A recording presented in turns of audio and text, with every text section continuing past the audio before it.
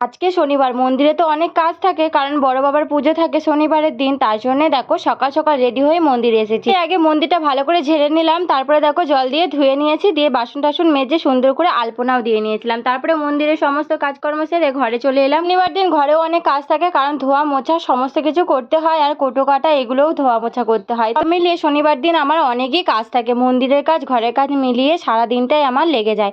তারপরে দেখো জলখাবার রান্না এগুলোও তো করতে হয়, বাসি কাজকর্ম সেরে একবারে জলখাবারটা বানিয়ে নিলাম। তারপরে দেখো রান্না বান্নাও করতে হবে, আর আজকে তো সমস্ত কিছু নিরামিষ রান্না হবে। উচ্ছে আলু দিয়ে একটা ভাজা করে নিয়েছি, আর ছোট ছোট দুটো বেগুন নিয়েছিল, একটা বেগুন পুড়িয়েছি আর একটা বেগুন ভাজা করে নিলাম। তারপরে সিলে ভালো করে পোস্তটা বেটে নিয়ে পোস্তটাও রান্না করে ফেললাম। দুপুরে রান্না বান্না হয়ে গেছে, বাসন কোসন মেজে ঘরদোর ঝাঁট দিয়ে পরিষ্কার করে নিলাম। তারপরে দেখো রাতের রান্নাটা ছটপট করে বসিয়ে দিলাম, কারণ মায়ের সাথে আমিও যাবো আজকে বড় বাবার পুজো দিতে। তো চলো তাড়াতাড়ি করে রান্না বান্না সেরে নিয়ে একবার রেডি হয়ে গেছে, আর এই দেখো বড় বাবার পুজো আরম্ভ হয়ে গেছে।